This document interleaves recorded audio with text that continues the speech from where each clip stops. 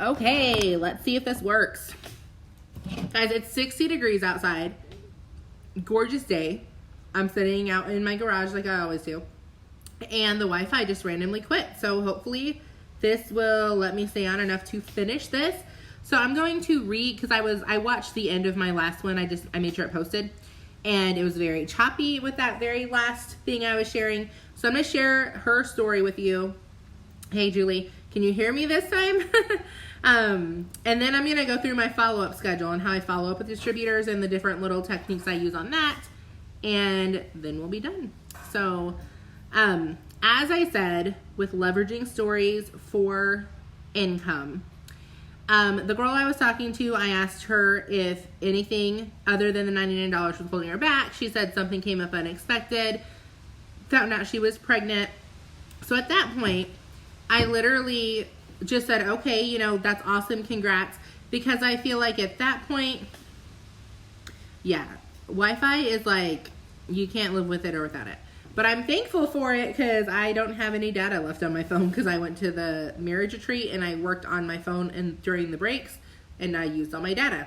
We don't pay for unlimited because we have Wi-Fi at our house. So we just kind of, there's not really any point. Anyway, so she was pregnant. And so I just say, that's awesome. Congrats. I'm not going to push her at that point because she's not telling me I don't have time. I don't have the money. She's not telling me anything I can fix. All she's saying is I'm not emotionally ready to do this. So I say, okay, congrats. And then I would ask her to host a post tomorrow. However, she messaged back when I said, oh, that's awesome. Congrats. And she said, thank you. I'm just really drained of energy with homeschooling and being in my first trimester, but I hope to feel better by December. So then she does give me the reason, and it is a fixable reason, because one, I've been pregnant. You don't just magically start feeling better. Like, you about to be tired for a while. And if you wait 9 months, then you don't have any time because you have a newborn. Then you wait, and now, well, I don't have time because I had to get a job because I didn't have the money, and now my kid's in daycare. Like, the timing is not ever right for this. So what I did is I used a story. Now, I did not remember the chick's name, but I remember her telling a story on the Zoom, so I'm not going to lie. I made up a first name. But I remember the story, and I remember the face, and I am a homeschool mom, so I could use part of my story. However, I wasn't homeschooling when I started this because my kid was like 1.5 years old. So I'm not going to use my story because it doesn't relate as well. So at this point, I sent a voice message. Stories are always better in voice messages than trying to type them all out because they can hear your excitement and your passion. So I sent a voice message and I was like, oh my gosh, I totally understand that. I said, my friend Ashley, she was pregnant with her 4th kid, homeschooling 3, and she was telling us exactly like that. Like when she started, she was so overwhelmed with everything and she just felt like she needed to wait till the right time, but she jumped in anyways because she knew she needed to do something. I said, and she'll tell you, like, it was overwhelming in the beginning and it took a few months to kind of like get the hang of things and start feeling like she knew what she was doing. But then she was able to use the money from the business to pay someone to start cleaning her house once a week, which freed up some time and it made it to where she wasn't so overwhelmed. Now she has 5 kids. She homeschools all of them. She's been in the business for like 3.5, 4 years, I think. And I said that in the chat. I was like, I'm pretty sure. I was like, but now she's able to pay someone to clean her house and to prep her meals for them and the family. So it takes a lot of time that she was doing those tasks and she can give those back to her kids. So she's not spending all the time on like the mundane tasks of the day and she's putting her time into what matters. She has the extra money to have the freedom. I said, so when you're ready, I'm so excited to teach you how to do this too. Just let me know. Again, I'm not pressuring her to like, oh, so she did it, so you can do it. I get it. You just found out you're pregnant, you're emotional, but hearing that story is going to have little bells of like, oh, okay, like I'm not the only one that's doing this while I'm pregnant and doing this while I'm homeschooling my kid. So again, just leveraging stories. So first thing I'm going to tell you is when I get to those people like this girl who I get through the whole script with them and they are like ready to jump in except for one small thing, if it's the money or time or whatever, I don't have my list on me, but I write them down, and that's called my VIP list. What that is anytime if there is a promotion, anytime that there's like I hear a story that relates to one of them, because what I do on my VIP list is I write down their name.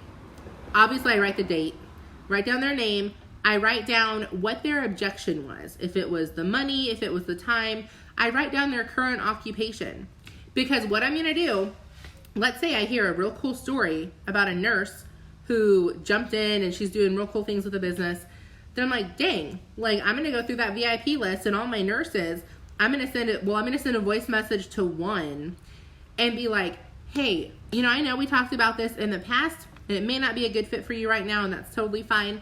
But I just heard my friend Jessica, she's also a nurse. She actually works in NICU. I don't know, whatever the story that I heard. I'm going to explain a little bit of the story. Like, do you know any nurses who are ready to jump in and make some extra money with us? She may or may not, but I'm going to forward that voice message to everyone that's a nurse on my VIP list because it's another story that I'm using to tell. And you could do the same with the products, by the way. It's not just the business, but we're just talking about the business right now.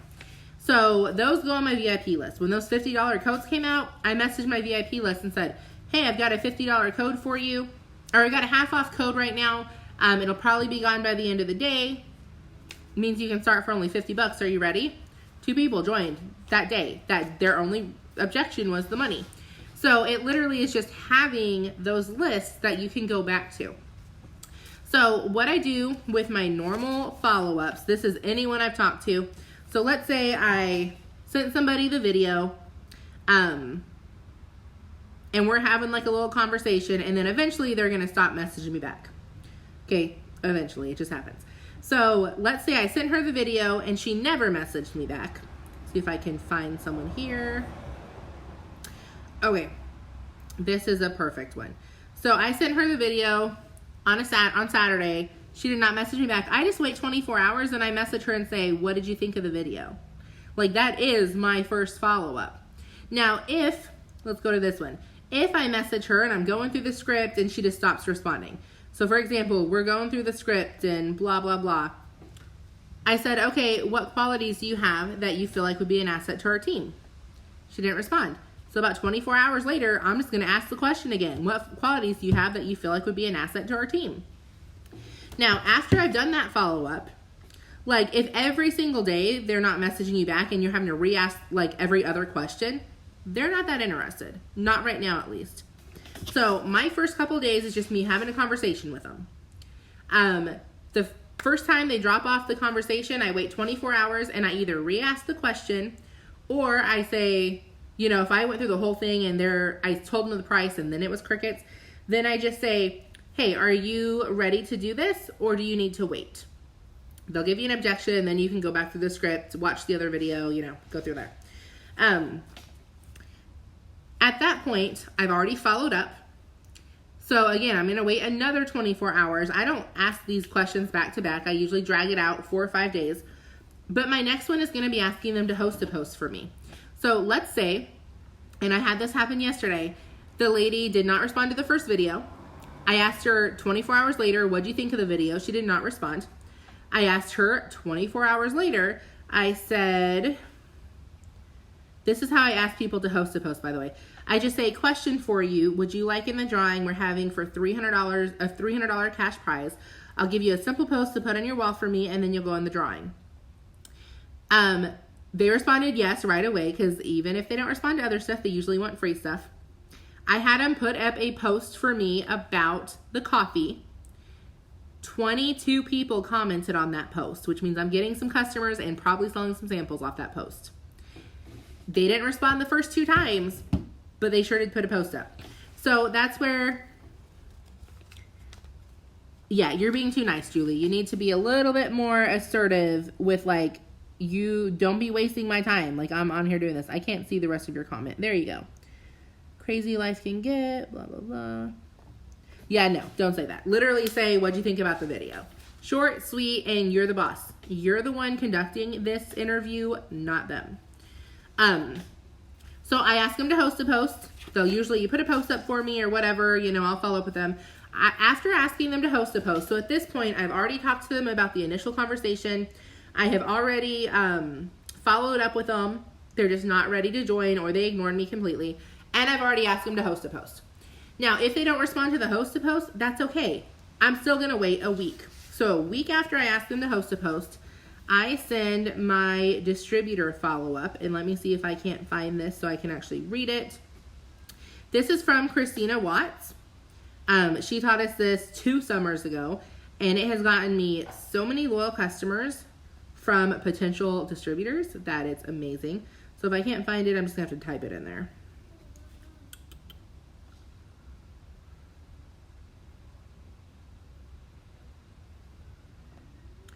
One second, guys.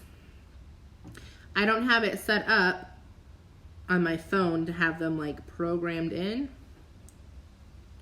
Where on my iPad I do. Okay, it says, hey, even though I know you would make some amazing cash working from home, if you're not quite ready for that, I have an awesome deal going on right now to try one of these products for 3 months. You'll get 40% off. You can switch your product each month. Do any of these sound interesting to you? If not, we have a product for everything. Hair, Skin, and Nails, which helps you get longer, thicker hair. Confianza, which is an all-natural anti-stress supplement. And Greens, which is an all-natural detox.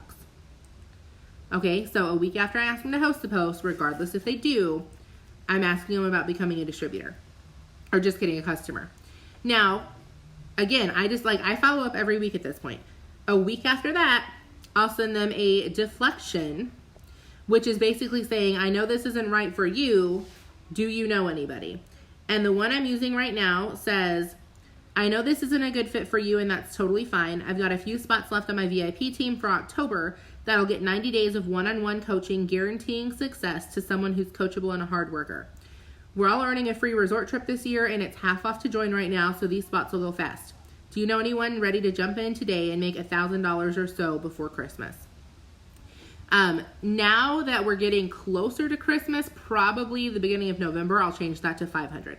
I started setting this in September, so 1,000 was definitely doable before Christmas. So again, have the conversation, follow up, try to get the conversation going. When it's done and they're just not ready right now, ask them to host a post. Wait a week, ask them to become a customer. Wait another week, send a deflection. Doesn't matter if they're responding to these or not. Most people do. Then the very last one that I do, again, a week after sending the deflection, doesn't matter what their answer was to that. I'm going to send a message that just says,